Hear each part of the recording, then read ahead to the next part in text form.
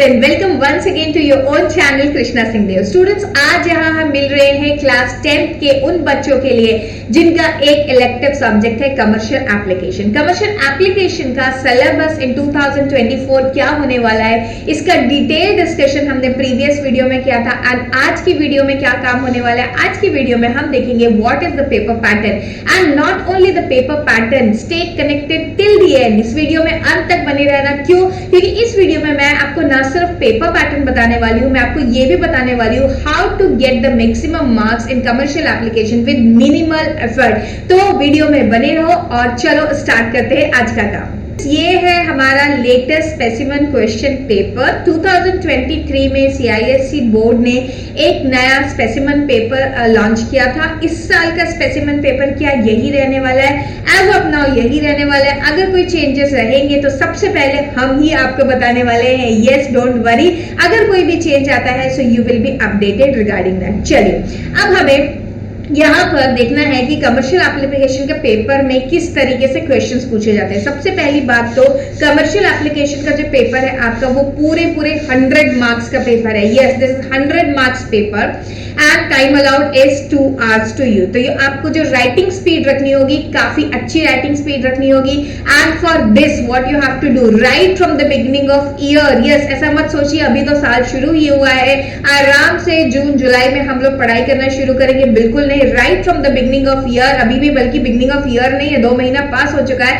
आपको 10th class में आए हुए आपको रोज रेगुलर राइटिंग प्रैक्टिस करनी है। Consistency in writing practice only can save you, because 2 घंटे का समय बहुत ज्यादा नहीं होता है, उसमें पेपर कंप्लीट करना can be a struggle for you if you start writing practice at the 11th hour। मतलब कि हर समय आप पढ़ के कर ले और सोचे कि हाँ हम बाद में राइटिंग प्रैक्टिस कर लेंगे, नहीं होगा, नहीं होगा, लिख कर दे सकती हूँ। यस, तो ये मैं अपने एक्सपीरियंस से आपको बता रही हूँ कि राइटिंग प्रैक्टिस आपको करती रहना है। फिर उसके बाद हम देखिए कि पेपर पैटर्न किस तरीके का है। सेक्शन ए जो पेपर का है उसमें आपको 20 मार्क्स के मल्टीपल चॉइस क्वेश्चंस पूछे जा रहे हैं। अरे वाह, कितनी अच्छी बात है, सारे मल्टीपल चॉइस क्वेश्चंस आपसे पूछे जा रहे हैं। यहाँ पर ये देखिए आपको क्वेश्चन नंबर कितने सारे 20 क्वेश्चन होंगे जहां पर मल्टीपल चॉइस क्वेश्चंस पूछे जा रहे हैं। ठीक है, ये सारे मल्टीपल चॉइस क्वेश्चंस बहुत कारगर साबित होंगे अगर आपने चैप्टर्स अच्छे से पढ़े हुए हैं तो। मल्टीपल चॉइस क्वेश्चंस में फुल मार्क्स लाना बहुत डिफिकल्ट नहीं है, provided you have read all the chapters properly. तो आपको हर एक चैप्टर की मल्टीपल रीडिंग करनी है, अपने रनिंग नोट्स बनाने हैं और जितना हो सके मल्टीपल चॉइस क्वेश्चंस को प्रैक्टिस करना है। मल्टीपल चॉइस क्वेश्चंस कहां से अवेलेबल होंगे? मल्टीपल चॉइस क्वेश्चंस आपकी बुक में आफ्टर ईच चैप्टर भी दिए हुए हैं। मल्टीपल चॉइस क्वेश्चन यहां से मतलब कि CISE.org से भी आपको मिल जाएंगे। कहां पर? 2023 का जो सैंपल पेपर था वहां से आप मल्टीपल चॉइस क्वेश्चंस ले सकते हैं। एंड प्रीवियस ईयर में, ईयर 2022 में 2 टर्म में एग्जाम कंडक्ट हुआ था, तो वहां पर पहला वाला जो फर्स्ट टर्म का एग्जाम था 40 मार्क्स का, सिर्फ मल्टीपल चॉइस क्वेश्चन से वहां से आप ले सकते हैं। एंड सेकेंड टर्म के एग्जाम में भी कुछ मल्टीपल चॉइस क्वेश्चन थे, तो दोनों जगह से आपको मल्टीपल चॉइस क्वेश्चंस मिल जाएंगे। And you will find there lots of resources available online also, जहां पर आपको मल्टीपल चॉइस क्वेश्चंस मिल जाएंगे। तो जितना हो सकता है उतना प्रैक्टिस करिए, बट याद रखिए मल्टीपल चॉइस क्वेश्चन में या तो आपको पूरे मार्क्स मिल सकते हैं या आप पूरा मार्क्स लूज कर सकते हैं। मतलब 1 मार्क्स में से हाफ मार्क मिलने की गुंजाइश नहीं, या तो आपको पूरा 1 नंबर मिलेगा या आपको 0 मिलेगा। तो it is a double edge weapon, you have to be very careful. इसका एक ही तरीका है कि मल्टीपल चॉइस में अच्छे मार्क्स कैसे लेके आए, बहुत सारी रीडिंग करिए और बहुत सारा प्रैक्टिस करिए। इसके बाद सेक्शन ए में ही क्वेश्चन नंबर 2 है जो कि 10 नंबर का है, जहां पर आपसे डिस्टिंग्विश बिटवीन पूछा जाता है। एंड ये typical question of commercial application का है, जस्टिफाई द स्टेटमेंट। यहां पर आपको आंसर लिखना होता है whether this statement you are it's true और नो, एंड देन उसके साथ आपको उसका जस्टिफिकेशन भी लिखना होता है कि अगर ये ऐसा है तो क्यों है। जैसे commercial banks are the lender of last resort, answer is untrue, this is false, this is not lender of last resort. Lender of last resort तो होता है सेंट्रल बैंक। देन आपको उसका रीजन लिख के बताना पड़ेगा कि क्यों commercial bank is not the reason, commercial bank is not the lender of last resort. तो यहाँ पर ये क्वेश्चंस भी आप करेंगे। Again this questions are 2 mark का क्वेश्चन। देन उसके बाद आपको दिखाई दे रहे हैं ये वाले question, answer the following question, जहां पर आपसे कोई शॉर्ट डिफिनेशन पूछी गई है या कुछ एक्सप्लेन करने के लिए बोला गया। दीज आर ऑल्सो 2 मार्क का क्वेश्चन। सिंपल क्वेश्चन है लेकिन राइटिंग प्रैक्टिस करनी होगी। एंड 2 मार्क्स के क्वेश्चन में कितना कंटेंट लिखना है इसका भी आपको पर्टिकुलरली आइडिया होना चाहिए। बेसिकली बोर्ड वांट्स 2 पॉइंट्स, है ना, एटलीस्ट 2 वैलिड पॉइंट्स लिखिए एंड पैराग्राफ फॉर्म में लिखना अवॉइड करिए एज फार एज पॉसिबल। अगर आप हेडिंग के साथ आंसर लिख के आते हैं, हेडिंग एंड एक्सप्लेनेशन, तो अच्छा रहता है। कभी कभी ऐसा होता है जैसे right in 2 rights of consumer में तो 2 हेडिंग्स आ जाएंगी, right a short note and social marketing stage. Social marketing के ऊपर हो सकता है शॉर्ट नोट पूछे आपसे 2 पॉइंट ना बन पाए तो आप 2 शॉर्ट पैराग्राफ लिख दीजिए 3 to 4 लाइन ईच का, ठीक है। इस तरीके से आप अपना आंसर लिख सकते हैं। देन स्टार्ट होता है आपका सेक्शन बी।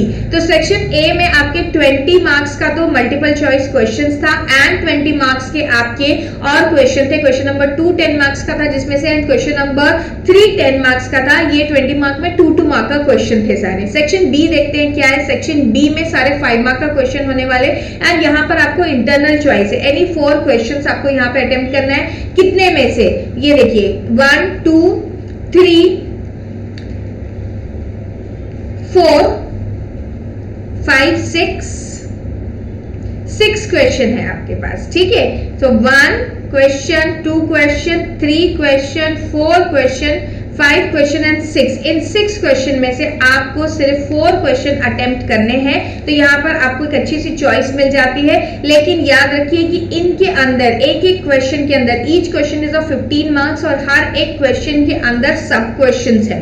ओके, तो आप ऐसा नहीं कर सकते कि आपने क्वेश्चन नंबर 4 का पार्ट ए एंड बी कर लिया एंड देन क्वेश्चन नंबर 5 का पार्ट सी कर लिया। नहीं, एक क्वेश्चन आपको पूरा अटेम्प्ट करके आना पड़ेगा एंड 5 मार्क के क्वेश्चन में एटलीस्ट 5 पॉइंट्स लिखना होगा विद लिटिल इंट्रोडक्शन। चलिए, तो ये देखिए, what are the characteristics of public relation, explain the factor responsible for destruction of ecosystem, write any advantages of bank account. तो यहाँ पे ऑलमोस्ट सारे चैप्टर का मिक्सचर जैसा है। तो अगर कोई बच्चा ये सोच रहा है कि यहाँ से हम सिलेक्टिव स्टडी कर लेंगे तो दैट इज नॉट पॉसिबल। आप देख रहे हैं कि ये तीनों क्वेश्चन अलग अलग चैप्टर या यूनिट से उठाए गए, तो आपको यहाँ पे सिलेक्टिव स्टडी करने का मौका बिल्कुल भी नहीं मिलेगा। तो डोंट थिंक कि सिलेक्टिव स्टडी करनी है, सिलेक्टिव स्टडी नहीं करनी है।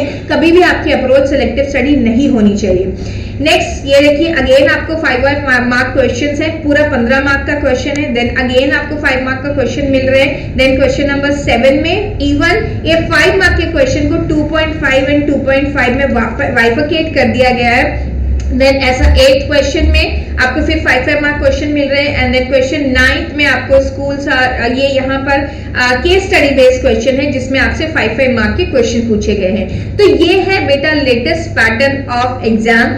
अगर आपको इस पैटर्न के अकॉर्डिंगली एग्जाम देना पड़े इन ईयर 2020-24 तो मेरी आपको कुछ टिप्स रहेंगी। Tip number 1, regular writing practice. Tip number 2, making running notes, जहां पर आपको सारे के सारे कीवर्ड्स लिखने हैं without fail. And tip number 3, practicing multiple choice question as much as possible. जितने भी रिसोर्सेज से आपको मल्टीपल चॉइस क्वेश्चंस मिले आप वहां से इनको कर लीजिए। So that's all for today's video students. I hope you have got something valuable from here today. And अगर आपको ऐसा लगता है कि हम आपको वैल्यूएबल कंटेंट प्रोवाइड कर रहे हैं, please subscribe to my channel and video को लाइक एंड शेयर करना मत भूलिए। We will meet once again with some other important information for you all. Till then, bye. Have a great day.